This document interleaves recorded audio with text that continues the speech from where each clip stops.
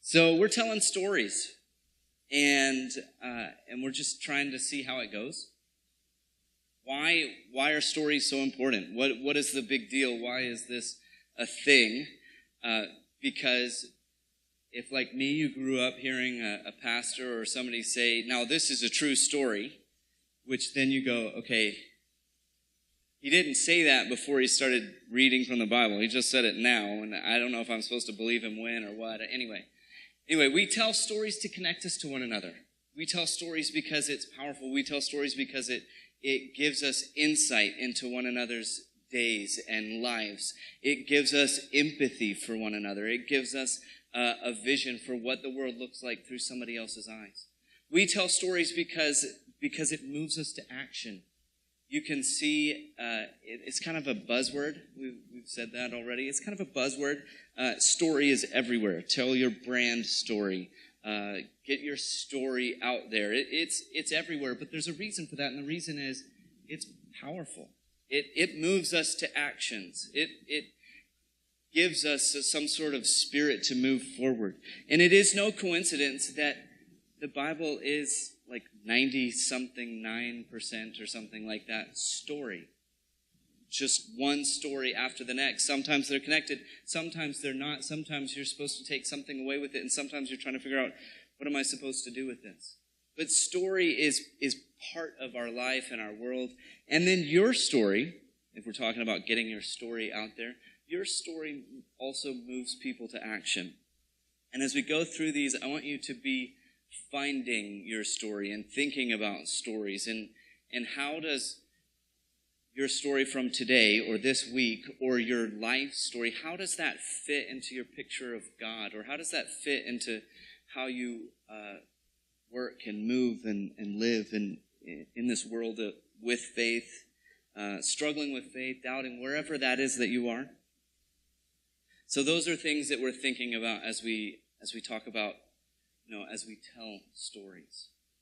This morning I want to tell some stories about listening.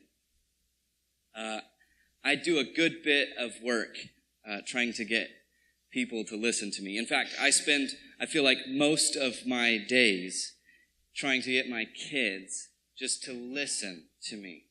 And sometimes I feel like asking, "Can you hear me? Hello, can you hear me?" And then other times I ask them, "Hey, can you hear me?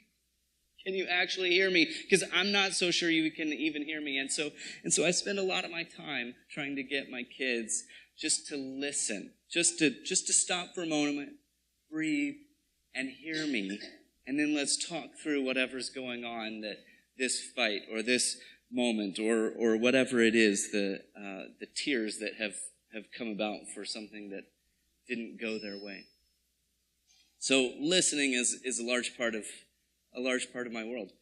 And then, to be honest, sometimes I need to stop and do some listening to my kids instead of talking and just stopping everything. And I need to listen, and I get some things wrong because I haven't listened well enough. When I had just gotten married, Jenna's not here this morning, but when we had just gotten married, we were living in this apartment outside of LA, and it was a lot of fun because we had just gotten married, and life was sort of like new and fresh, and everything was where we just graduated, and this whirlwind of life is occurring. And fun things, that you do after you get married, you sit and watch the news, and then there's a car chase on because you're in LA, and then they're following the car chase, and you're like, "Oh, we live near there. Oh, I can hear the sirens. Oh, go to the window. We can see." And we start watching for the sirens as they drive down our street in this car chase. But the other thing that we used to do is we would listen together. And that sounds super corny, but okay, it was, but not in the way that you're thinking. We had this in our bedroom, this little one-bedroom place. We had a window on the floor next to our bed. And we were on the second floor, and so there were people underneath us. And every once in a while, in the middle of the night, we would lay down on the floor right next to this window. And we would just listen through the window because these neighbors were super interesting. and they would fight and they would scream, and then like a third person would show up and you're going, wait, no, that's a friend. No, that's not a friend. That's Jamie. No. And we would just listen to these random people yell and fight because it was interesting. And sometimes we just have to stop and listen to the world around us, and it impacts the way we live and breathe and think. So I started thinking about all these different stories about hearing and listening. It plays a big role in God's story. Every once in a while, pretty frequently, we hear God, or we hear a writer in the Bible talk about hearing the voice of God, or listening to God, or God said to me. In fact, the Bible begins with the spoken word. And so this idea that listening to God is part of reality, is part of life. And I started thinking about that and the value that brings, and then sort of the difficulty of life without those cues, those audible cues around us. And I came across this story about this woman named Jo Milne. And Jo was born deaf. There's a profoundly deaf is the term that they use. It's when you can't hear anything over 75 decibels. And so they gave her as a child, that by the time she was 2, she was reading lips and she was learning lots. She could hear just this dull noise just by using what was then an old form of hearing aids. And she would use these hearing aids so that she could hear some background noise and sort of hear what's going around. But she can't hear voices. She still can't hear well. But she lived sort of a pretty good life figuring out how to deal with things without being able to hear, at least well. And then she started school. And school got more difficult because all of a sudden she realized that things were different for her. She was an outsider, and kids can be quite mean. And so her life, off and on, trying to figure out how to identify noises and what to do with this low background noise that's coming through her hearing aids. And she does pretty well. And one day, she has this episode where she faints. She's 16 years old. And she goes to see the doctor, and they use this term that she hasn't heard before called Usher syndrome. And they don't know yet, but Usher syndrome is a condition that you're born with. And it also leads to blindness long term. And so this girl's world is turned upside down again, as she has learned to deal with not being able to hear, but managing the world through her sight. And so fear starts setting in. And she is absolutely paranoid that this is true, because they don't actually know yet. She's paranoid that she's going to lose all of this world, and sure enough, by the time she's 29, her vision has started narrowing, and it's creating this tunnel vision. And she sees less and less of the world around her. She begins bumping into objects. She begins struggling to see except for this narrow tunnel in front of her. Depression sets in. And life gets really, really difficult for Jo.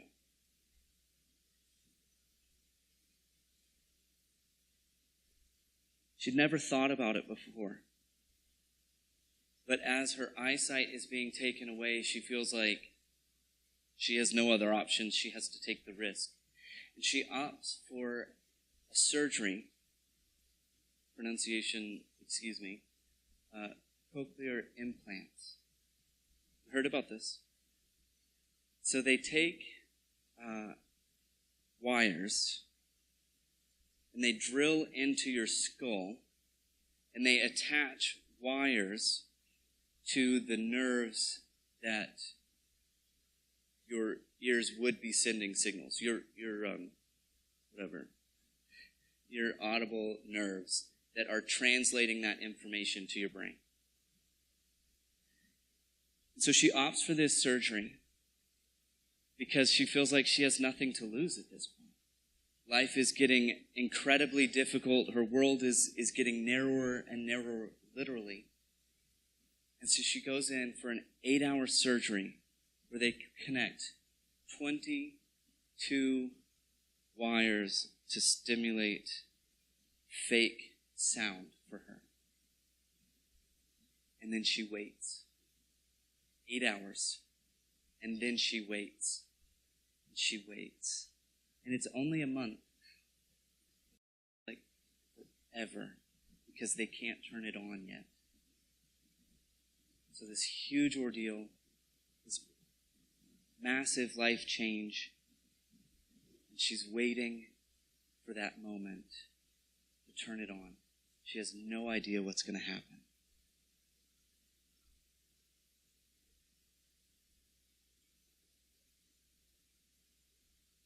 Say the days of the week again. Monday, Tuesday, Wednesday, Thursday, Friday, Saturday, Sunday. Not such as we ever got. You hear my voice coming through by somewhere else? Very high. It will sound high-pitched at first. Your brain will really adjust it for you. After 39 years, she hears someone speak to her for the first time. She goes from there to eat lunch, and she recounts things in her book. You should check it out, Breaking the Silence. She recounts things. I didn't know glasses, water glass, made noise. She laughed at her mom. I eat so loud. She hears slowly and begins identifying the sounds to the objects and the noises. You can hear the tap of every foot. You can hear. And as I was working on this story this week, I was sitting in a coffee shop and I just became keenly aware of the noise around me. And how, things that would be completely blocked out are things that are revolutionary and a miracle for her. The ice bin is opened in the coffee shop, and you hear the ice scoop. The door opens at the same time, and then she closes that ice bin, and you can hear every clatter piece of noise. And quite honestly, even for me, it's overwhelming identifying each of those objects. And Dave Matthews is playing, and you're thinking, who plays Dave Matthews anymore? And you hear the zip of somebody's jacket as they go out the door because it's raining, and the door jingles, and these noises just begin to flood and give life and meaning to this world that had been narrowing for Joe. And her mom looked up at her and said, "Smile." She looks up, and her mom is recording that video for the first time that she can hear in 39 years. Sound, noise, voice, these are critical to the way we live and think and breathe. I went up Golden Ears one time. Has anybody done that? You should definitely go up Golden Ears. How many of you are from Maple Ridge? Nathan likes to tell this story. And have you been up Golden Ears? Go up Golden Ears. Anyway, I go up Golden Ears, and I'm looking for this moment where I can sit at the top of this mountain and listen to God. And there's a 14-year-old boy at the top that doesn't stop talking for the entire time that I'm there. I don't think he was the voice of God. this is part of our world, but sometimes we leave. I think about Elijah, and we don't tell this story well because we're looking for what kind of God was God and where was God, and not in this, but in this. But Elijah leaves town, flees his life. Prophet, Old Testament, terrible time. He runs from the cities because he is literally being threatened. His life is in jeopardy. And he runs into the wilderness looking for God. He runs into the wilderness and he meets there someone who says, "What's going on?" "Oh, well, all the prophets have turned. I'm the only one left. They've killed everyone. And everything left is prophets for these other gods. And it's just me. Can you just take my life?" And the angel says to him, "Take some food. You're going to need it for this journey." And so he begins another journey up the mountain, looking for God. And sometimes we go into the wilderness looking for God, listening for that voice. I like to leave the city streets so that I can just sit and listen and hear. And you become keenly aware of all the noises around you, noises that are miraculous that we forget about, noises that have meaning when you allow them to impact you. The birds, the wind in the trees, the leaves, the falling of branches, the movement of some small critter in the woods, the sheer silence, which is what Elijah found at the top of Mount Horeb. He finds this cave, and as he goes in, he's waiting, and he's been told, God will find you here. Listen for God. And this great thundering comes through, but it's not God. This great storm and fire and everything you can imagine that you would say, this is going to be God, but it's not God. And then in the sheer silence, on the top of that mountain is not a 14-year-old boy, but silence, which is what I was hoping for. In this sheer silence, Elijah hears God. And he meets God in this moment. How are we listening for the voice of God? How are we recognizing this miraculous moment where all of these connections in our head give us sound? So that even in this silence we hear the hum of the speakers. You hear the chatter from the other rooms. You hear the hum. Lights. Smallest of noises can be miraculous and heard as the presence of God if we just stop. Listen. Jo continued her journey. For what it's worth, this thing takes time. So you get all of these signals, but it's not real. It's simulated signals to stimulate those nerve endings. And so you have to learn to process that information. They tweak it over time. You hone that skill. For Jo, it was easy. For a lot of people, that they don't have that aha moment. It's just distracting or painful, or you don't connect it with the noise. You just connect it with sensation. But for Jo, all of that became a reality, but she still had to know what it sounded like for a squirrel to scurry up a tree. She had to see that to connect that sound. She had to hear the glass set back down on the table. What noises are we listening to and missing? Jo takes that work now to Bangladesh, where she helps others who can't hear learn to live in this reality of a world that prioritizes it in a way. So how does God speak? Where does God speak? Do you hear? Stop and listen.